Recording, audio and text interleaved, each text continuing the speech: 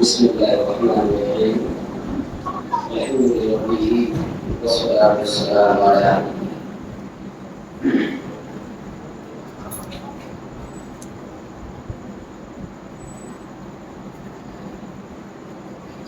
حضرات گرامی، آپ نے پچھلی گفتگو میں یہ بات سماعت فرمائی کہ سیدنا ابو طالب علیہ السلام کی ذات وہ ہے کہ جس کی قرآن کی روشن آیات گواہی دے رہی.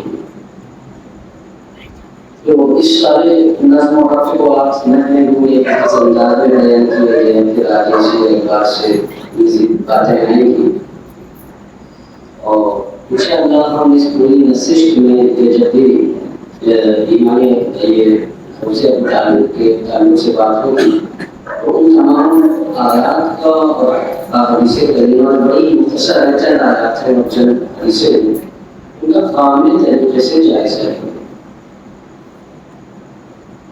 آج تو بس ایک کچھ اتنی باتیں جیسے کہ ایک بات کہی جاتی ہے اکثر آپ نے کہ رسول اللہ صلی اللہ علیہ وسلم سے سوال کیا گیا کہ آپ یہ بتائیں کہ آپ کی جو نسبت ہے وہ سب کو فائدہ دیتی ہے، تو ابو طالب نے آپ کے ساتھ اتنا کچھ کیا، بتائیں آپ کی نسبت انہیں کیا ہے.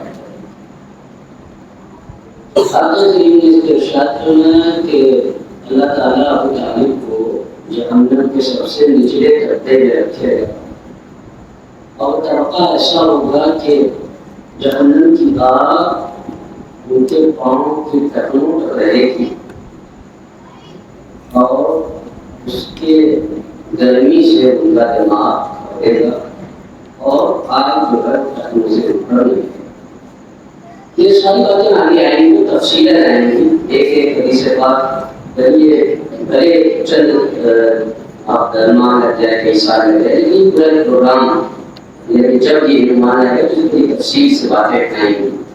ضرورت بات کی کہ آپ اس کو زندہ سن یہ تو میں نے آج یہ بھی طریقہ بیان کیا ہے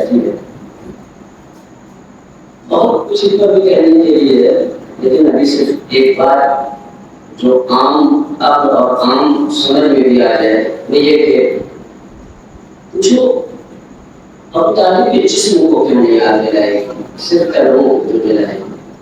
تو کہتے ہیں کہ سارے ماں صلی اللہ علیہ وسلم نے میرے جسم پہ ہاتھ پھیر دیا مکے پر، تو جہاں سرکار کا ہاتھ پھیر دیا جائے، جہاں سرکار کا ہاتھ نصب ہو جائے، اس جگہ پر جہنم کے ساتھ نہیں ہوتی. اس لیے سرکار نے تمام جسم پہ ہاتھ پھیرا، کہا تلوا پہ کیوں نہیں، کہا سرکار تلوے پہ ہاتھ پھیرنا بھول گئے. یہ کتابوں میں لکھا ہے اس میں تو سرکار ہاتھ پھیرنا بھول گئے، لیکن وہ نبی بھی نبی ہوتا ہے بھول جاتا ہے. آپ کہتے ہیں اللہ کہتے ہی مانے تھے سرکار ہاتھ پھیرنا بھول گئے کیونکہ اسی سرکار نے تلووں کے ہاتھ نہیں پھیرا، اس لیے تلوا چل جائے. میں نے کہا اگر کوئی عام انسان ہوتا تو بات آپ کچھ کہتے سمجھ جاتا. میرا تعلق میڈیکل سائنس سے ہے، میں نے پڑھا تھا کہ دماغ کی جو ایناٹومی میں نے پڑھا تھا کہ دماغ ہوتا ہے. ہم لوگ میڈیکل سائنس میں پڑھتے تھے، پہلے سال ہمارا یہ سبجیکٹ تھا ایناٹومی، ہم نے پڑھا تھا دماغ کا ہوتا ہے. یہ 8 ہڈیاں ہوتی ہیں، دو سامنے، یہ سامنے ہوتی ہے، دو دائیں بائیں، ایک پیچھے، ایک دو اوپر اور دو اس طرح نیچے. یہ 8 ہڈیوں کے درمیان دماغ بن جاتا ہے. آپ کہہ رہے ہیں کہ تلووں میں آگ لگے گی، دماغ میں اس کی شدت ہوگی اور سرکار نے ہاتھ تلووں پہ پھیرا نہیں، اس لیے وہاں آگ لگ جائے گی. میں نے کہا آپ تلوے میں لگاتے کہیں لگاتے، مجھے یہ بتاؤ سر پہ تو ہاتھ پھیرا تھا تو دماغ کیسے متاثر ہے؟ کہنا جو جھوٹ رہتا ہے وہ خود بولتا ہے. یعنی یہ بھی جس روٹی کو محمد کریم چھو دے اسے آگ نہ لگا پائے، اور جس ابو طالب کے سر پہ ہاتھ پھیر دے دماغ میں جہنم کی گرمی کی اب بتاؤ دستے مصطفیٰ کا کمال کہاں گیا؟ شان ابو طالب پہ اعتراض کرنا اتنا آسان نہیں ہے. اور اگر تھوڑی دیر کے لیے میں تمہارے لیے بکواس تمہارے بھی ہوں کہ چلو ابو طالب کا پاؤں ہے جہنم میں، ابو طالب کا پاؤں ہونا جہنم میں، اور جسم میں سرکار کا ہاتھ ہے تو جسم ہونا چاہیے جنت میں. میں کیا لوکیشن بتاؤ جنت کہاں ہے؟ جنت ہے ساتوں آسمان کے اوپر. دوزخ کہاں ہے؟ زمین کے اندر تحت الثری. پاؤں جہنم میں، سر جنت میں. تو آپ ابو طالب کو کہیں پہنچاؤ مگر ماننا پڑے گا کہ میرے ابو طالب کا قد تمہاری جنت و دوزخ اور ساری کائنات سے بغل میں.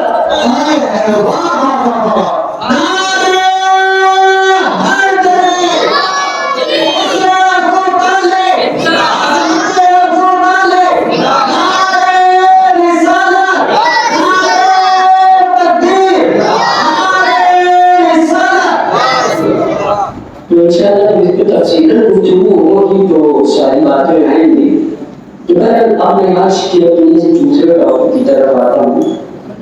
اور میں اس ٹاپک کی طرف کبھی نہ آتا، لیکن وجہ آپ سمجھ کرنا کہ کیوں آنا چاہیے.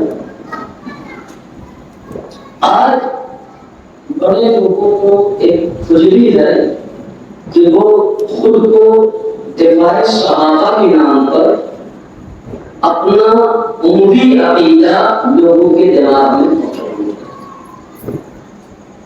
لوگ کہتے ہیں کہ ایک ہے، میں کہتا ہوں کاش کی ایک ہو. کہتے ہیں اسلام ایک ہے، میں کہتا ہوں کاش اسلام ایک ہوتا.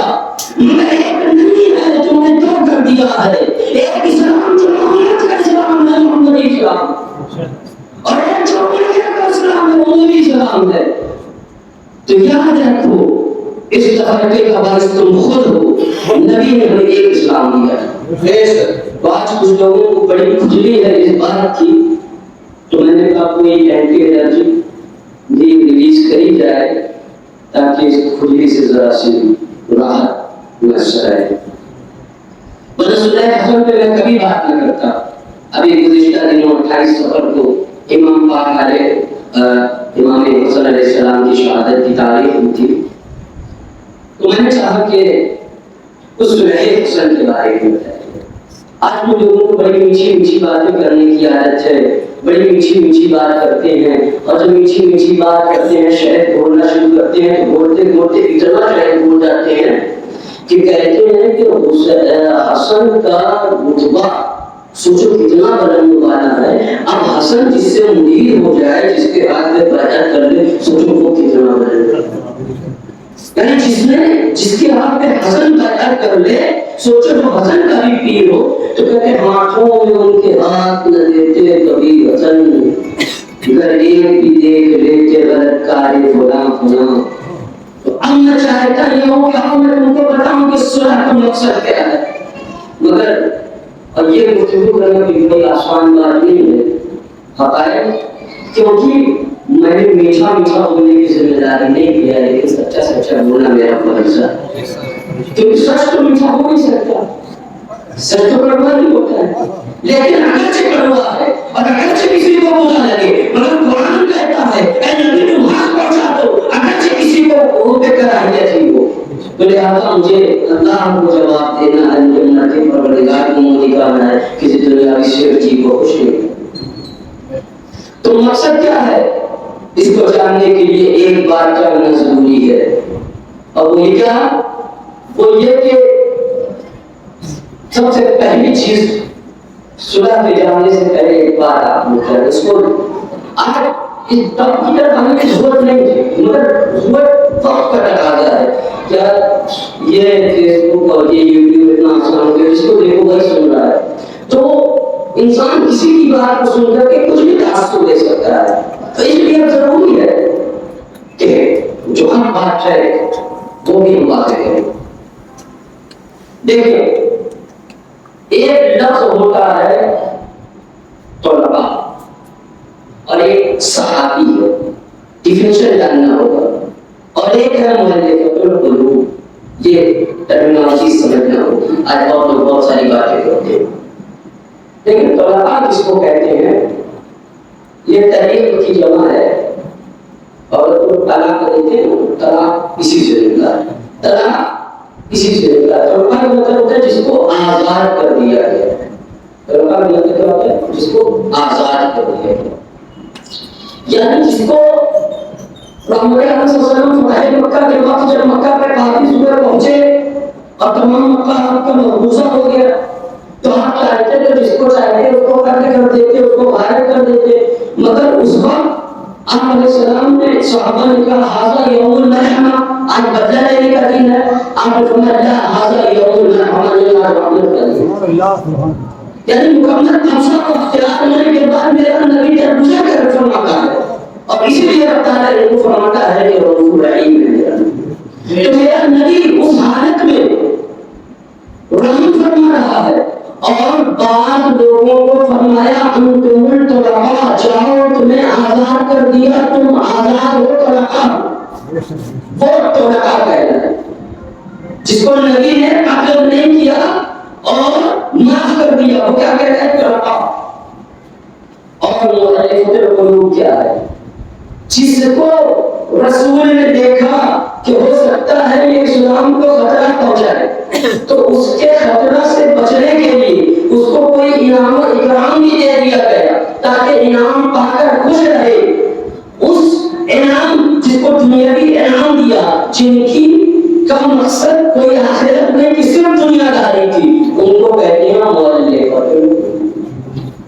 سب نے ظاہری طور پہ کلمہ پڑھا اور سب نے حضور کو دیکھا، لیکن سب صحابی برابر نہیں، کچھ طلقاء ہیں اور کچھ مؤلفۃ القلوب۔ اب میں یہ کوئی اپنے دل سے نہیں کہہ، آج میں آپ کو، کیونکہ میری عادت ہے کہ میں بغیر ثبوت کے کوئی بات عرض نہیں کرتا، تو اس وقت میں جو بات کر رہا ہوں یہ اسی دور کے بہت بڑے اسکالر ہیں، انہوں نے اپنی کتاب میں یہ بات لکھی ہے اور یہ حوالہ پیش کیا ہے۔ چنانچہ اب ان طلقاء کو ہوا کیا کہ حضرت عثمان رضی اللہ تعالیٰ عنہ کے شہادت کے بعد جب مولا علیہ السلام نے اپنی خلافت کا اعلان فرمایا، تو اب یہ دیکھنا پڑے گا، بعد میں کہتے ہیں سارے صحابہ بھائی ہیں، سب بھائی ہیں، ان کا آپسی لڑائی ہے، اس میں بولنا نہیں چاہیے۔ پہلے یہ دیکھنا ہوگا کہ حضور مولا علی علیہ السلام کے مد مقابل ان کے سامنے جو آیا ان کو یہ حق تھا بھی کہ نہیں کیا؟ اگر تو ان کو حق تھا تب تو پھر انہوں نے اپنے جائز حق کا استعمال کیا، لیکن اگر قرآن و سنت یہ کہے کہ انہیں حق ہی نہیں تھا تو آئے ہم کسی اور سے نہیں پوچھتے، ہم خود سیدنا عمر سے پوچھتے۔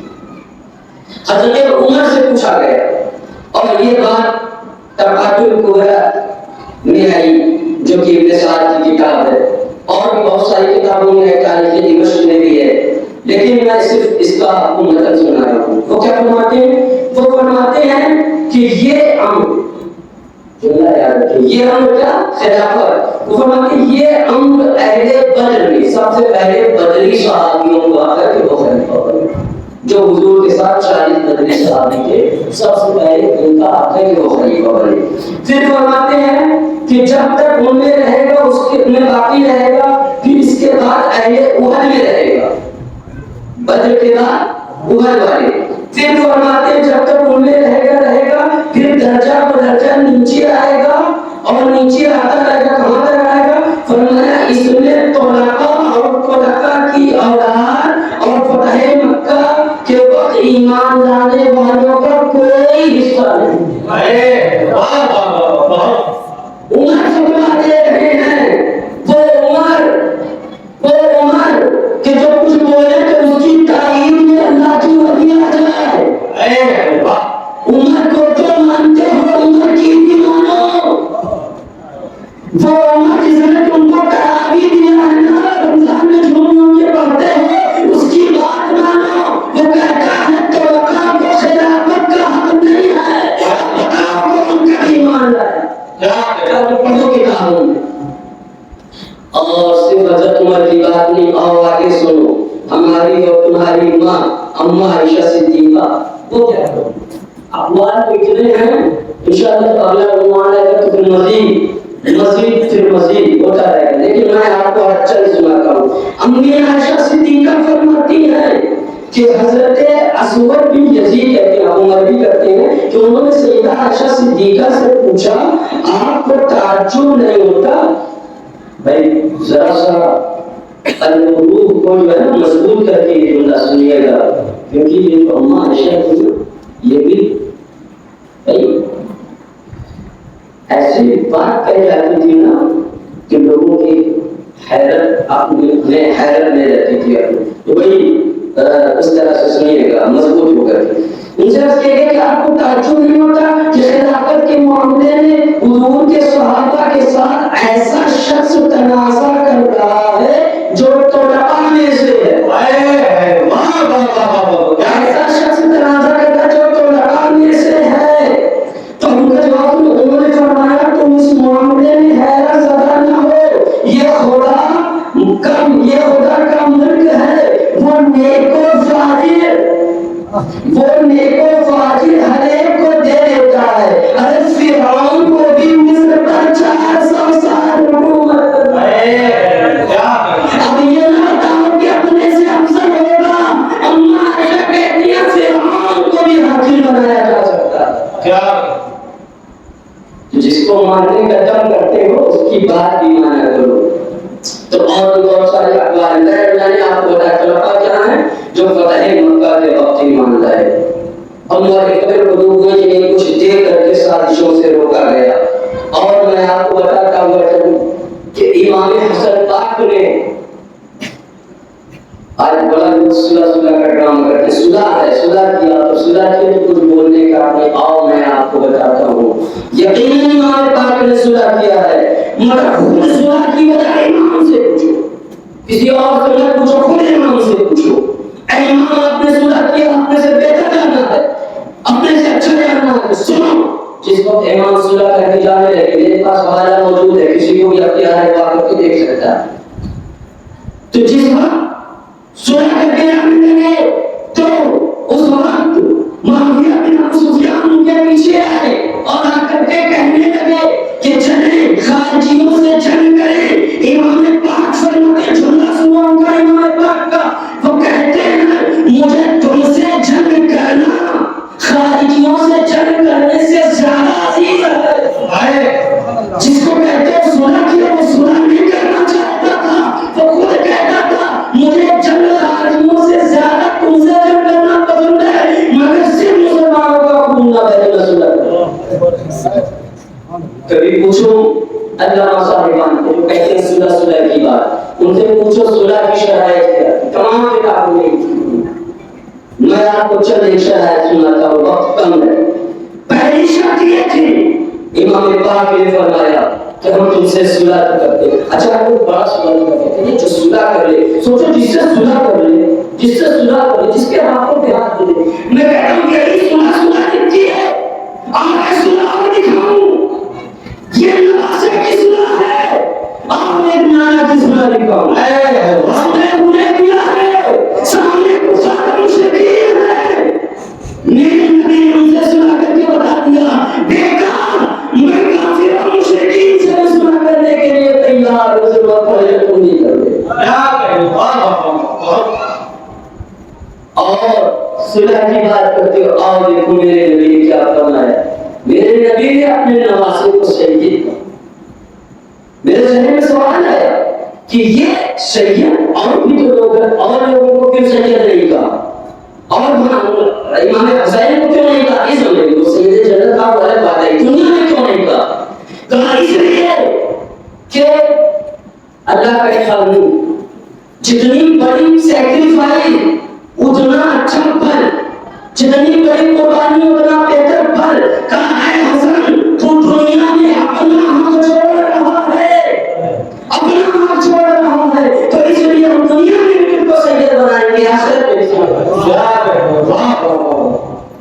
اور یہاں ایک تصوف کا جملہ بھی سن لے. صوفیہ کرام فرماتے ہیں کہتے جانتے ہو روحانیت کیوں آلے رسول میں پائی جاتی؟ کیا کہتے ہو؟ کیوں ولی اللہ کے رسول کے گھرانے والے ہوتے ہیں؟ کہا تمام ولی قیامت تک جو بھی بنیں گے وہ ولی اسی لیے بنیں گے کیونکہ ان کے حصے کی قربانی ان کا جڑ امام حسن دے چکا ہے۔ یہ حسن کا صدقہ ہے کہ جو ولی بنے حسن سنا نہ کرتے، نہ کسی کی داڑھی بچتی نہ کسی کی ٹوپی بچتی۔ داڑھیوں اور ٹوپیوں سلامت میں تیے حسین کے صلح کا کارنامہ کہ جو صلح کیا تو کیا بڑا تو اپنے سے افسر جانا ہوگا اور پڑھو صلح حدیبیہ۔ بہرحال میں اس طرف نہیں جاتا، میں اپنے بات کی طرف آ رہا ہوں کہ صلح کی شرائط میں نے عرض کیا۔ پہلی شرائط میں یہ آقا علیہ السلام نے میرے امام پاک علیہ السلام نے رکھی کہ آج کے بعد سے جملہ سے آج کے بعد سے قرآن و حدیث پر عمل کرو۔ ابھی تک جو کیا مگر قرآن و حدیث پر عمل کرنا پڑے گا۔ دوسری شرط میرے امام پاک نے رکھا کہ سنو، جو لوگ میرے والد کے ساتھ جنگ میں شریک تھے اور شہید ہو گئے ان کا وظیفہ کبھی نہ روکنا، ان کو ہدایت دیے جاتے رہنا۔ جس کو آج لوگ کہتے ہیں کہ امام حسن نوبیلا کسی سے نظرانہ لیتے تھے، ارے جس کے لیے جنت سے نوالا ہے کسی دوسرے کے نظرانے کی ضرورت ہے؟ میرا حسن اپنے لیے کچھ نہ مانگا تھا، میرے حسن نے ان شرعی حکم کے لیے مانگا تھا جن کی شرعی حق تھی۔ سبحان اللہ۔ پھر میرے حسن نے کہا میری ایک شرط یہ ہے کہ میرے بابا کو گالی نہیں کیا۔ اللہ کہتے ہیں یہ سب کہاں گالی دی گئی؟ کسی نے نہیں گالی دی گئی۔ اور بڑی کتابوں میں تمام کتاب ایک دو کتاب نہیں ہے، بھری بھری میرے روایات کے مدارک کو منبروں سے گالی دی جاتی تھی۔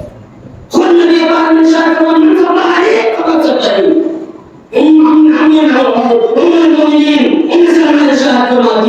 ایک شخص سے کہ سنا ہے کہ تم نبی کو گالی دیتے ہو، ایسے عرض کیا ہم نبی کو کیسے گالی دے سکتے ہیں؟ کہا سنو تم نے علی کو گالی دی ہے، میں نے رسول سے سنا من سب بنی پکڑ سب بھائی پکڑ سب بنی جس نے علی کو گالی دی ہوتے نبی کو۔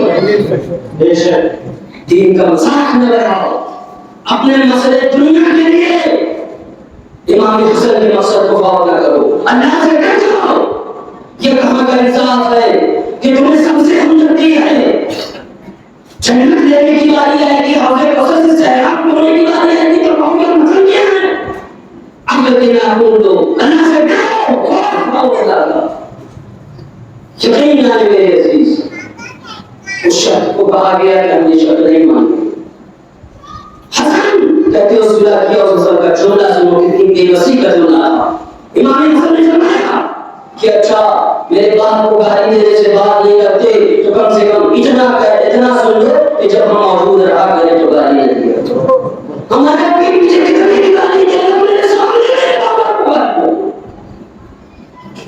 اور پھر امام حسن نے کہا سنو، اپنے باپ کو اپنا جانشین نہیں بنا سکتے، کتاب پڑھو، حدیث پڑھو، تاریخ پڑھو، کسی ایک شرط کو بھی نہیں مانا، شرطوں کی پابندی کی گئی۔ آج تم آ کر کے کہتے ہو ہمارے لیے سب برابر ہے، یاد رکھو امام حسن کے برابر میں ٹک کوئی بنا اب کوئی صرف اگر صلح پہ بھی بولنے کے لیے آ جاؤں بہت کافی وقت درکار ہے، لیکن میں سارے بیان کو اسکپ کر کے صرف یہ کہنا چاہتا ہوں کہ اس صلح ضرور صلح تھی، لیکن یہ وہ صلح نہیں تھی جس کو آج بیعت کا معاملہ دیا جاتا ہے، کہ وہ صلح تھی جو کفار و مشرکین سے بھی کی جا سکتی ہے تحفظ دین کی۔ اب میں اپنے آخری عنوان پر آ رہا ہوں، اور آخری عنوان امام پاک حسن علیہ السلام کی شہادت۔ 28 صفر کو آپ علیہ السلام کو زہر دے کر کے شہید کر دیا گیا۔ امام پاک کی شہادت ابھی گزشتہ روز 28 صفر کو ہوئی۔ آپ بڑے لوگوں کو میٹھی میٹھی باتیں کرنے کا شوق، ہم میٹھی میٹھی بات کریں گے۔ قاتل کا نام جب حسین تو حسین نے پوچھا، حسن نے نہیں بتایا، تو پھر ہم کیسے کس کو بتا دیں؟ اور تمہیں نہیں پتا تو ہم بتاتے ہیں۔ اور میری عادت ہے میں کسی شیعہ کی کتاب کا سے حوالہ نہیں دیتا اور میں ڈھونڈ بھی نہیں، میں اہل سنت کا جماعت ہوں، لیکن سنیں آئے پہلے حوالہ پیش کرتا ہوں، میں اس کے بعد بتاتا ہوں۔ بہت ساری کتابوں میں یہ بات آئی، لیکن میں آج مختصراً سے بات کر رہا ہوں، اختصار کی غرض سے میں بات کر رہا ہوں۔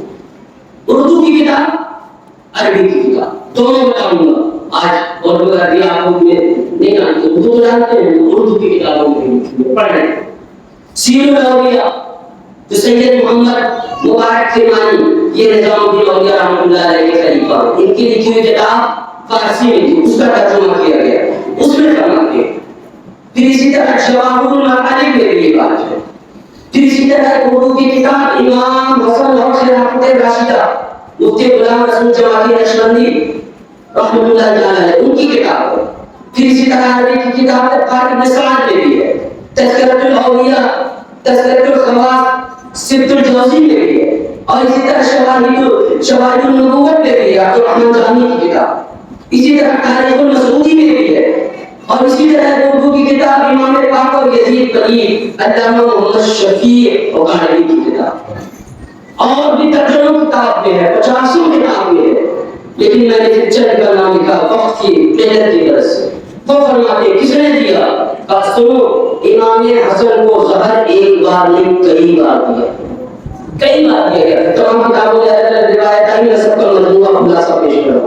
امام حسن کو کئی بار زہر دیا گیا، اور انہوں نے ساری کتابوں میں یہ بات نام برام درج ہے کہ آپ کو زہر دینے والی کوئی دوسری نہیں، آپ کی زوجہ جاڈہ بنت اللہ، آپ کی زوجہ جاڈہ نے دیا تھا۔ کہا کیوں دیا تھا؟ کہا معاویہ بن ابو سفیان کے حکم سے آپ کو تمام کتابوں میں یہ بات تھی۔ اور ساتھ میں کیا لالچ دیا تھا، 1,00,000 کو کسی کتاب میں 50,000 سونے کی اشرفی دی جائے گی، اور اپنے بیٹے یزید سے تمہاری شادی کر دیں گے، تم امیر المومنین کی بیوی بن جاؤ گی۔ مجھے پتا ہے کہ بات کو کہنے کے بعد بہت سے لوگ مجھ سے ناراض ہو جائیں گے، ہو سکتا ہے کہ کچھ لوگ میرے خلاف بازی بھی کریں، چرم نہیں، مجھے اپنے جد امام حسن کے حق میں بات کرنی ہے، مجھے اپنے سارا زمانہ رک جائے تم مجھے نہیں باتیں کرتے ہو۔ عشق قاتل سے بغیر مقتول سے ہمدردی دی، یہ بتا اللہ سے کس اللہ کے بارگاہ میں کس سے جزا مانگے گا؟ جب جزا کا وقت آئے گا تو بتاؤ حسن سے جزا مانگو گے کہ حسن کے دشمنوں سے جزا مانگو گے؟ یہ اپنے اعلان کرتے ہیں ہم دنیا میں حسن کے ساتھ ہیں، آخرت میں بھی حسن کے ساتھ۔ کہا گیا کہ یزید سے شادی کر دیں گے، وہ قسمت کی بھوٹی آج اس نے زہر بھی دیا، امام پاک اس زہر سے شہید بھی ہوئے، کئی بار دیا گیا، مگر آپ کے اندر بردباری نہیں تھی، آپ کا تحمل اور صبر اتنا تھا کہ آپ نے زہر برداشت کر لیا، لیکن آپ نے بڑا کاری ایسا تھا۔ کتابوں میں ملتا ہے کہ زہر معاویہ بن ابو سفیان نے مریبان کے ہاتھ مدینہ طیبہ بھیجا، مدینہ منورہ بھیجا، اور پھر اس کے بعد جاجا کے والد کے ذریعے جاجا کے پاس بھیجا اور اس نے دیا۔ دینے کے بعد جب یہ اپنا انعام لینے پہنچی اور کہنے لگی کہ آپ اپنے بیٹے سے میری شادی کرا دو، انہوں نے 1,00,000 روپے اس کو دے دیے، 1,00,000 اشرفیہ دے دی۔ کہا یہ اس کے بعد میں بیٹے کی شادی کراؤ۔ کہا سنو، اگر مجھے یزید سے محبت نہ ہوتی تو میں ضرور تجھ سے نکاح کر دیتا، لیکن جو عورت حکومت کے لالچ میں حسن کو زہر دے سکتی ہے، یزید کو مارنے میں کتنا وقت لگے گا، جا شادی نہیں کرتا۔ حسن نے پہلے ہی کہہ دیا تھا، کتابیں گواہ ہیں کہ اے میری بیوی، جس کے حکم سے اور جس کے کہنے پر تو مجھ کو زہر دے رہی ہے، تو نے تو اس کی بات مان لی، وہ تیری شرائط پورا نہیں کرے گا، تجھے کچھ بہرحال امام حسن کو زہر دے دیا گیا۔ اور صرف یہی نہیں میرے عزیز محترم، جب امام حسن کی شہادت ہو گئی، جنازہ مبارک آگے لے جایا گیا، تو صرف اتنا ہی نہیں بلکہ اس جنازے پر تیر بھی برسائے گئے۔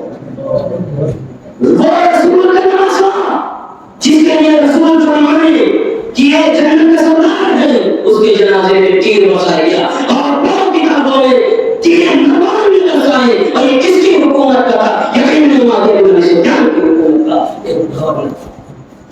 تو کہنے کے لیے بات باتیں بہت کچھ ہیں، مگر آج ہم تاریخ نہیں مانیں گے، ہم یہ نہیں مانیں گے، ہم وہ نہیں مانیں گے، ہم میں بات کو ختم کر رہا ہوں اور ایک حدیث اب سنا کر کے اور اسی پر بات کو اپنی ختم کر دوں گا کہ میرے ہاتھ میں اس وقت سنن نبی داؤد ہے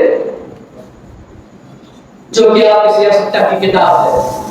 سنن ابن داؤد سے میں آپ کو حدیث عرض کر رہا ہوں. آئیں اس کتاب میں دیکھیں، پڑھیں. آج بات لوگ بات طرح کی باتیں کرنے لگے، بس یہی آخری بات ہے، اس کے بعد میں اپنی بات کو ختم کر دوں گا.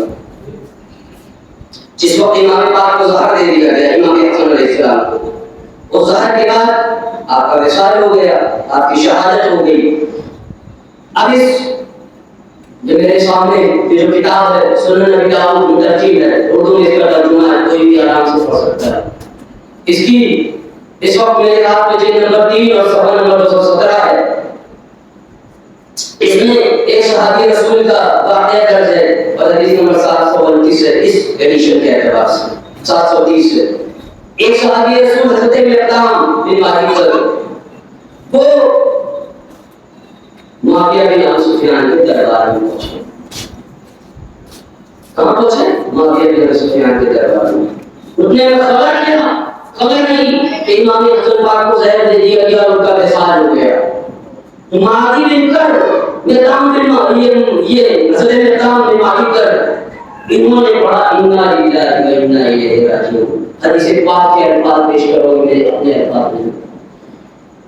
بھائی آپ کے کسی کی موت کی خبر آتی ہے کیا پڑھتے ہیں؟ انا للہ یہی پڑھا جاتا ہے، یہی انہوں نے پڑھا. اس پر آگے سے کہا گیا کہ سارے کتاب بڑے ہوشیار تھے، انہوں نے نام نہیں لکھا. انہوں نے کہا ایک پہلی بار لکھا، مگر دوسری حدیثوں کی کتابوں میں نام دیا ہے، میں وہ بھی دکھا سکتا ہوں. وہ معاویہ بن ابی سفیان تھے. انہوں نے کہا کہ ایسا ہے مقدام، کیا تم جناب حسن کی موت کو امت کے لیے مصیبت سمجھتے ہو؟ یہ کون سی مصیبت ہے؟ استغفر اللہ رب العالمین. تو وہ کہتے ہیں یہ کون سی مصیبت ہے؟ تم مصیبت کہتے ہو؟ معاویہ مقدام بن معدی کر وہ سچا صحابی رسول، ہم کہتے ہیں صحابی رسول کی پیروی کرو. صحابی رسول وہ ہے کہ جو یہ کہتا ہے کہ اہل بیت کہ مخالف کتنا بھی بڑا حکومت میں ہو، تعداد میں ہو، طاقت میں ہو، عہدے میں ہو، کمال میں ہو، فضل میں ہو، جواب دو تمہیں رسول کے سامنے ہوگا. مقدام کہتے ہیں کہ میں کیوں نہ اس کو امت کے لیے مصیبت سمجھوں. میری آنکھوں میں دیکھا ہے کہ حسین و حسن کو نبی کاندھے پہ اٹھائے پھرتے تھے اور کہتے تھے حسن مجھ سے ہے، حسین نبی سے ہے، حسن مجھ سے ہے، حسین نبی سے ہے. تو اس پر ایک شخص نے کہا، اس شخص کا نام بھی کتابوں میں لکھا ہے، یہ بھی انہیں کے مریدین میں سے ایک مرید تھا. اس نے کہا کہ حسن آگ کا انگارہ تھا جسے اللہ نے بجھا دیا. میرے ہاتھ میں کتاب ہے جس کو جی جائے مصیبت کافی لے سکتا ہے. اس نے کہا کہ حسن آگ کا انگارہ تھا جسے اللہ نے بجھا دیا. ارے تم کہو حسن آگ کا انگارہ ہے، رسول کہے حسن نبی جوانوں کا سردار ہے. بتاؤ میں اللہ کے رسول کی سنوں کہ تمہاری سنوں؟ یقیناً معاملہ کا کرنا پڑا کہ کسی اور کا نہیں سن سکتا. اس نے کہا کہ حسن آگ کا انگارہ اللہ نے بجھا دیا. اس کو روکا نہیں گیا، اس کو ٹوکا نہیں گیا، بلکہ اس کی بات پر اظہار مسرت کیا گیا، اس کی بات پر تائید کے تاثرات لائے گئے، تائید کی گئی اس کی. اور پھر اس کے بعد معاویہ بن کر کو مقدام بن معدی کر کو غصہ آ گیا. وہ کسی کو عاشق رسول کو جس کو حسن کی بارے میں ایسا جملہ سن کر یہ غصہ نہ آئے، پھر اس کا مطلب وہ اپنے ایمان کا جائزہ لیتے تھے، ایمان بچا لیے کہ مقدام کو غصہ آ گیا. اور مقدام نے کہا اے معاویہ سنو، اب تم نے ہم کو جلایا ہے، اب ہم تم کو جلائیں گے اور جب تک جلا نہ دیں گے ہم چین سے نہیں بیٹھیں. کتاب میں ہے آگے کے الفاظ میں انہوں نے فرمایا کہ میں تم سے 3 سوال پوچھتے ہیں، 3 سوال کے صحیح جواب دینا. کہا ٹھیک ہے. کہا پہلا سوال یہ بتاؤ کہ اللہ کے رسول نے درندوں کی کھال استعمال کرنے سے منع کیا ہے کہ نہیں؟ کہا کیا. کہیں بتاؤ اللہ کے رسول نے سونے کے استعمال کیے منع کیا ہے کہ نہیں کیا؟ کہاں کیا ہے. اسی طرح فرمایا کہ کتاب کے میں آپ کو عرض کر رہا ہوں. کہا کہ سنو اللہ کی قسم لے کر کے پوچھتا ہوں کہ بتاؤ ریشم پہننے سے منع کیا ہے کہ نہیں؟ کہا جی ہاں کیا ہے۔ کہا یہ بتاؤ کہ حضور نے ٹینٹوں کی کھال پہننے سے منع کیا، اوپر سوار ہونے سے منع کیا ہے کہ نہیں؟ کہا ہاں کیا ہے۔ کہا یہ بتاؤ کہ کیا سونا استعمال کرنے سے منع کیا ہے کہ نہیں؟ کہا ہاں کیا ہے۔ کہا سنو میں نے دیکھا ہے تینوں کام تمہارے گھر میں، کہا سنو میں نے دیکھا ہے تینوں کام تمہارے گھر میں ہوتے ہیں۔ اس کے بعد حکومت کی طرف سے امیر شام کی طرف سے انہیں بہت ڈھیر سارا معلومات بھی دیا گیا، مگر وہ سچا عاشق رسول تھا، اس نے سارے دنیا ختم کر کے یہ کہتے ہوئے چلا آیا کہ میرے لیے اللہ اس کا رسول ہے۔ کہنے کا مقصد یہ ہے عزیزوں کہ باتیں بہت سی ہیں مگر ساری باتیں ایک وقت میں نہیں کی جا سکتی۔ ہم اللہ اور اس کے رسول اور اس کے اہل بیت کے قدموں میں تلاش کرو، رسول اور اہل رسول کے قدموں میں تلاش کرو۔ کوئی کس کا نعرہ یہاں لگتا ہے، ہمارے لیے صرف اللہ کے رسول نے دو چیز چھوڑی تھی، فرمایا کہ ترکتو فیکم الثقلین، کتاب اللہ کی اہل بیت کی، ایک اللہ کی کتاب ہے، ایک میری طرف اور ایک میرے اہل بیت ہے، کہ تم مجھے پوچھ کر میرے پاس آئیں گے، ان کی پیروی کرو۔ میں اسی پر اپنی بات کو امام پاک کی اس مرتبہ پہ ختم کر رہا ہوں جو میں نے بہت پہلے کہی تھی، لیکن میں اس کے پہلے چاہتا ہوں کہ ایک بار نعرہ سبین لگا دیا جائے۔ تکبیر، نعرہ تکبیر، نعرہ رسالت، نعرہ رسالت، مسلک ثقلین، مسلک ثقلین، مسلک ثقلین، مسلک ثقلین، نعرہ حیدری، نعرہ حیدری۔ منقبل کے اشعار کہے تھے کہ آپ کی کیا شان ہے حضرت مولا حسن، آپ کی کیا شان ہے حضرت مولا حسن، خلق سب انجان ہے حضرت مولا حسن۔